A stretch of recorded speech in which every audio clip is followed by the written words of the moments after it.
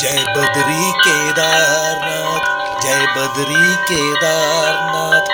गंगोत्री जय जय, यमुनोत्री जय जय। गंगोत्री जय जय, यमुनोत्री जय जय।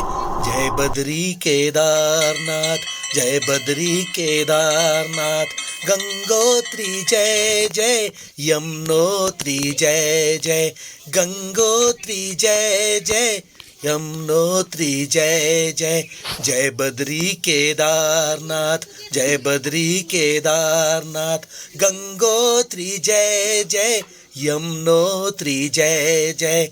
गंगोत्री जय जय, यमुनोत्री जय जय।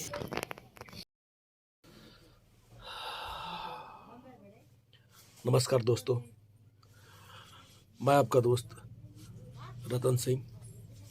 इस वक्त मैं उत्तराखंड में अपने नाना जी के गांव, उनके घर भैड़गांव में हूँ। ये उत्तराखंड के पौड़ी डिस्ट्रिक्ट में पड़ता है। हमारा जो बाजार है भैड़गांव का संगला कोटी है, और मैं आज ही यहाँ पहुँचा हूँ। मैं उत्तराखंड बहुत बार आया हूँ इससे पहले भी, क्योंकि हमारा ये पैतृक उत्तराखंड देवभूमि पैतृक स्थान है, नेटिव प्लेस है हमारा। वैसे मेरा जन्म तो जमशेदपुर टाटा नगर में हुआ है, जो कि पहले बिहार में था, अभी झारखंड में। वहीं मेरी पढ़ाई लिखाई हुई, वहीं मैं पला पढ़ा, और उसके बाद करीब 87 में मैं मुंबई आ गया था। तब से एक्टिंग के लिए मैं मुंबई में स्ट्रगल कर रहा हूँ। एक्टर बनने के लिए मैं मुंबई आ गया था 87 में। हाँ, तो मैं बता रहा था कि इससे पहले भी मैं उत्तराखंड काफ़ी बार आया हूँ। मैंने कुछ उत्तराखंडी फिल्मों में भी काम किया है, तो उनकी शूटिंग में भी आया हूँ। उसमें मैं काफ़ी उत्तराखंड घूमा। कुछ एक एल्बम भी मैंने उत्तराखंडी गानों की एक एल्बम की थी, उसमें भी जौनसार वो सब जगह मैं उस टाइम गया था शूट पे। अपने नाना जी के गांव या अपने दादाजी के गांव मालई, हमारे जो पिताजी का जो घर है, जो हमारा जो गांव है, हमारे दादाजी का जो गांव है, मालई नाम है उसका। तो वहाँ भी मैं कई बार आया हूँ। फंक्शंस होते थे कोई शादी में, या फिर ऐसे हम छुट्टियों में, हम गर्मी छुट्टियों में पिताजी हमें लेके आया करते थे। तो काफ़ी यादें जुड़ी हुई हैं यहाँ से, उत्तराखंड से मेरी। करीब मैं 3 बार केदारनाथ जी के दर्शन भी कर चुका हूँ। पहली बार मैं अपने पूरे परिवार के साथ, जिसमें पिताजी को छोड़कर बाकी भाई, मेरी वाइफ, बहन, मेरी माता जी, उन सबको लेकर आया था, मौसा मौसी, उन सबको लेकर मैं आया था। और मैंने चारों धाम की यात्रा करनी थी हमें, बट उस टाइम क्या हो गया, लैंडस्लाइड वगैरह काफ़ी हो गया था, बरसात का मौसम था, जिसकी वजह से अपना गंगोत्री और यमुनोत्री का रास्ता बंद हो गया था, तो हम नहीं कर पाए थे उस टाइम। तो हमने 2 ही धाम की यात्रा की थी, केदारनाथ जी और बद्रीनाथ। दोनों की यात्रा हमने माता जी को अपने दोनों धामों की यात्रा करवाई थी। और उसके बाद फिर एक बार एक और मौका मिला था मुझे। हमारे छोटे भाई, जो हमारा एक छोटा भाई है, चाचा जी का लड़का, वो बस, उसकी 3-4 बसें हैं, उत्तराखंड में बसें चलती है उसकी। तो उसने मुझे फ़ोन किया कि भाई हम पूरा परिवार हम लोग बस से जा रहे हैं, तो आप आ जाओ, माँ को भी लेके आ जाओ, जो जो मुंबई से आता है सबको आप उनको लेकर आ जाओ। बट उस टाइम भी कोई नहीं आ पाया। मगर मेरी काफ़ी श्रद्धा है, काफ़ी मेरी इच्छा रहती है कभी भी जाने की उत्तराखंड, बस मुझे मौका मिलना चाहिए। तो मैं आ गया, और उस टाइम हमने चारों धाम की यात्रा बहुत अच्छे ढंग से, हमारे छोटे भाई ने हमें वो चारों धाम की यात्रा करवाई थी उस टाइम। और उसके बाद फिर एक बार मैं अकेले आया था केदारनाथ जी, जब भाई दूज के दिन केदारनाथ के कपाट बंद होते हैं। मैं दिवाली वाले दिन पहुंच गया था, दीपावली से एक दिन पहले पहुंच गया था, और दीपावली मैंने वहीं मनाई थी। एक कोरोना से 2018 की बात है, शायद कोरोना उसके बाद लगा था 2019 में, तो 2018 की बात है, अक्टूबर नवंबर, जब वो कपाट बंद होते हैं, शायद अक्टूबर नवंबर में या सितंबर में, याद नहीं आ रहा एग्जैक्ट मुझे। तो उस टाइम भी मैं एक बार आया था, और वो मेरा सौभाग्य रहा है कि मैं आया उसी प्लानिंग से था। दिवाली मैंने वहाँ मनाया, दीपावली। और उसके बाद जब भाई दूज के दिन, एक दिन बाद भाई दूज होता है, उस दिन केदारनाथ जी के कपाट बंद होते हैं, और उसके बाद वहाँ से डोली निकलती है, जो कि 3 दिन के ट्रैवलिंग के बाद, 3 दिन की यात्रा के बाद ऊखीमठ पहुँचती है।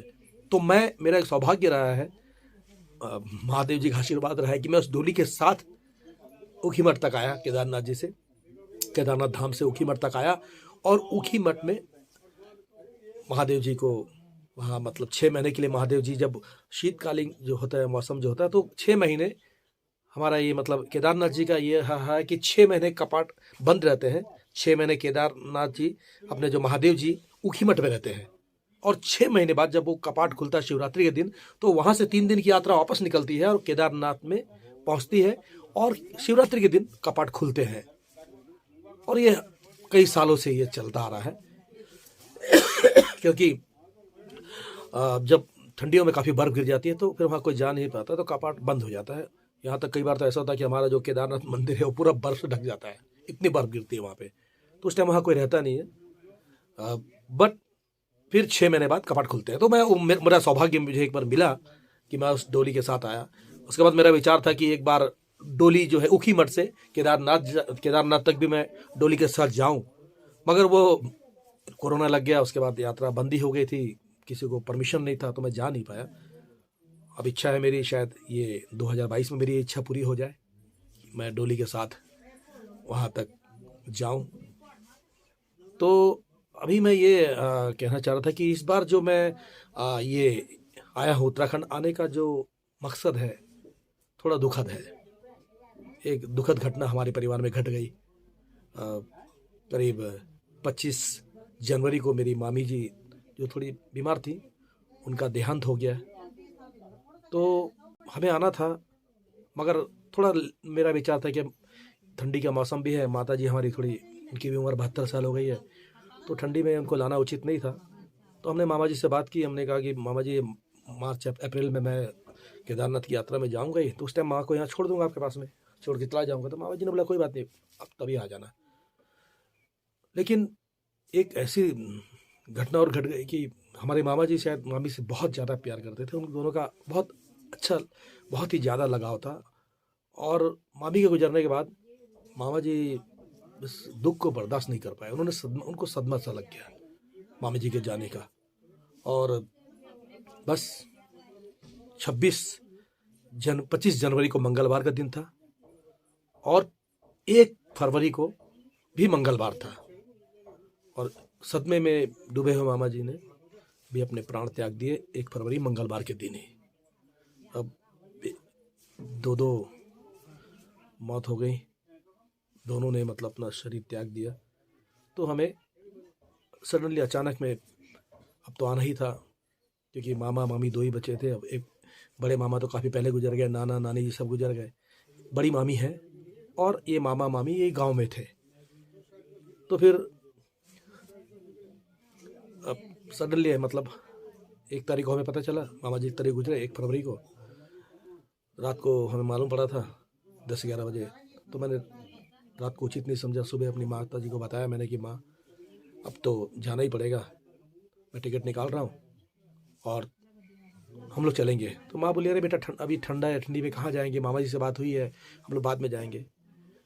तो पहले मैंने सोचा कि माँ को गांव मतलब उत्तराखंड मतलब नाना जी के घर पहुंचने के बाद माँ को बताऊंगा, पर फिर मेरे को लगा कि नहीं, माँ को बता देना चाहिए, जो भी है माँ तैयार होके जाएगी, मतलब उस माइंडसेट से जाएगी तो अच्छा रहेगा। तो मैंने कहा माँ अब जाना इसलिए ज़रूरी है, मगर मैं तुम्हें एक शर्त पे लेके जाऊंगा माँ, कि तुमको मतलब जो मैं बोलूँगा उसको सुनना है और उसको सहन करना है, और अगर तुम करोगी तो ही लेके जाऊंगा, वरना फिर नहीं लेके जाऊंगा।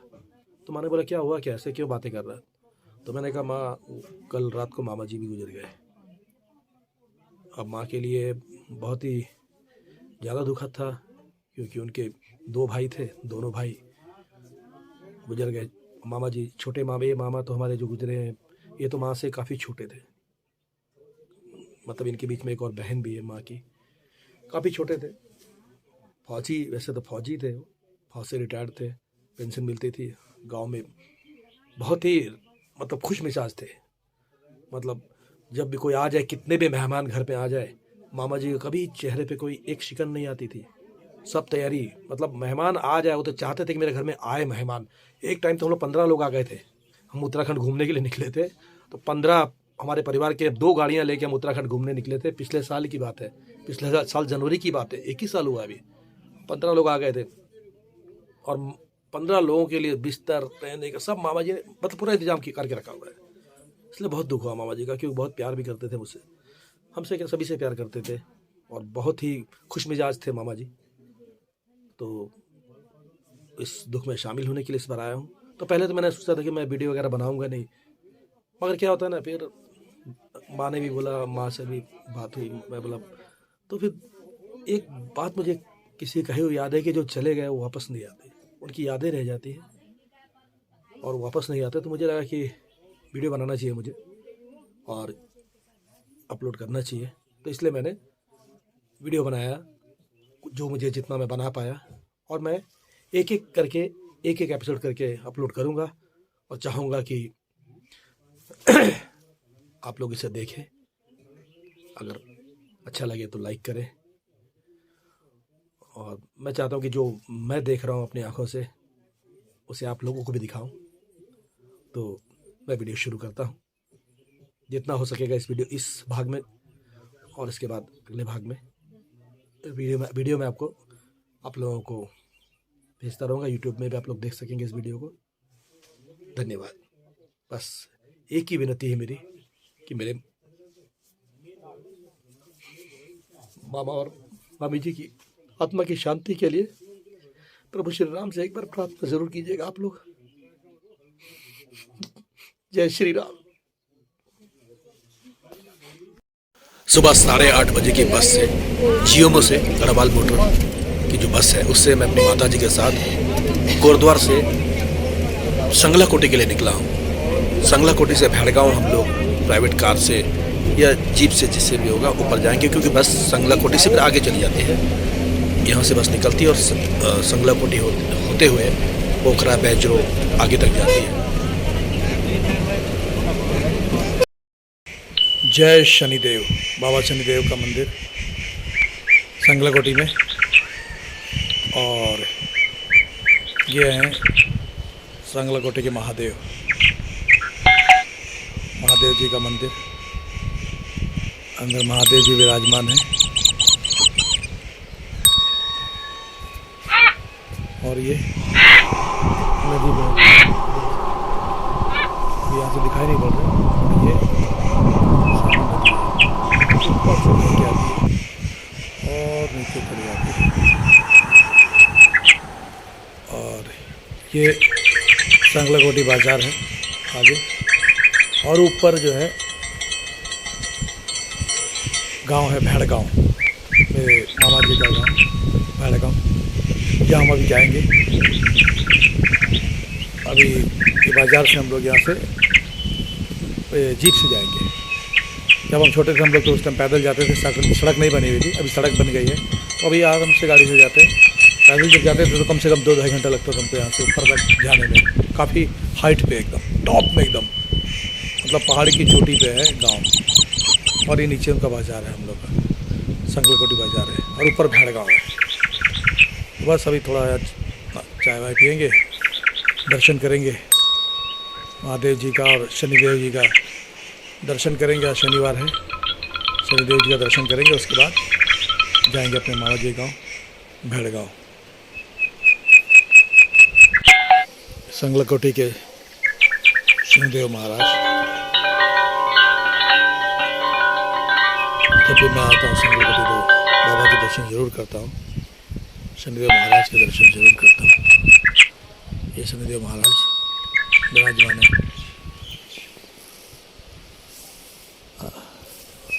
अब चलते हैं महादेव जी के पास, संगला कोटी के महादेव जी। जय महादेव।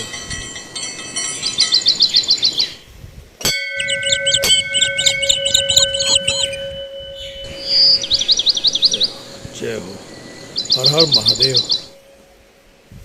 जय भोलेनाथ।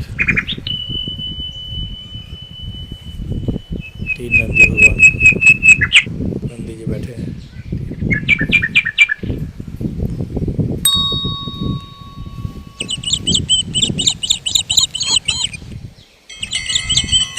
और ये महादेव जी,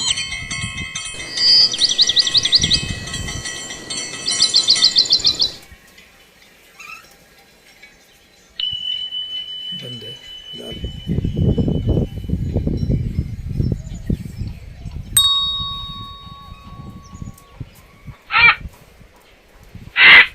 यहाँ से, क्योंकि महादेव जी का जो जल है यहाँ से निकलता है, इसलिए परिक्रमा करने के रास्ते में ये बंद है। मतलब परिक्रमा नहीं कर सकते, क्योंकि परिक्रमा करेंगे तो इस जल को लांग के उस तरफ जाना पड़ेगा, इसलिए परिक्रमा नहीं होती है महादेव जी का मंदिर में। देखिए ये हमारे उत्तराखंड में इतना ख्याल रखा जाता है। ये देखिए देखिए 500 रुपये दिया था इन्होंने, तो इनका नाम उस टाइम जब ये मंदिर बना होगा तो 500 रुपये दान किया था, तो इनके नाम पर पत्थर लगा हुआ है। पता नहीं कितने साल पहले मंदिर बना होगा, जब 2004 में इन्होंने 3000 रुपये दिया था।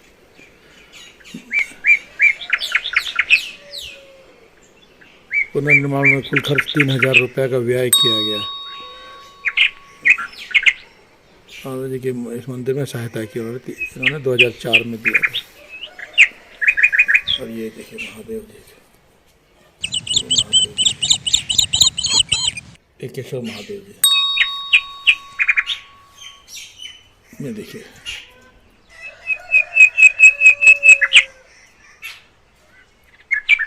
दो 2014 में टाइल पत्थर लगवाया इन्होंने, तो टेम्पो बोर्ड लगा हुआ है।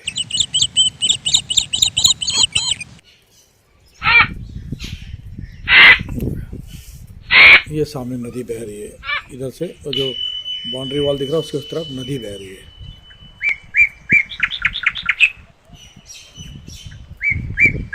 वो सामने कुरखेल नाम से गांव है शायद, तो कुरखेल नाम है, कुछ और नाम है शायद, मैं भूल रहा हूँ। कमरखल बोल के नाम से गांव है वो सामने।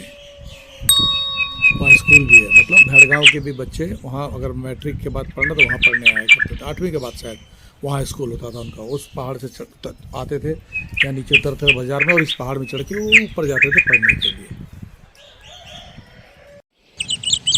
ये संगला कोटी है, संगला कोटे घर है।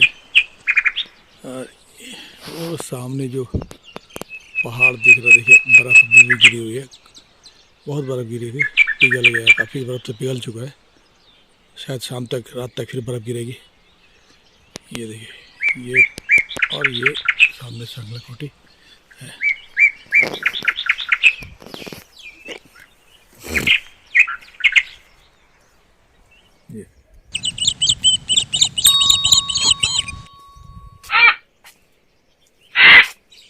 ये देखिए ये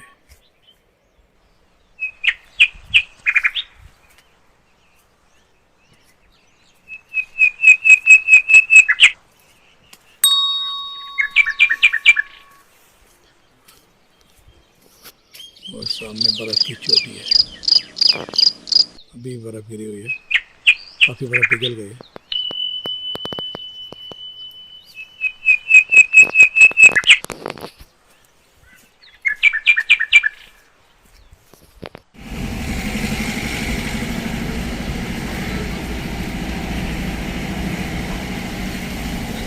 हाँ बैठना तो लागू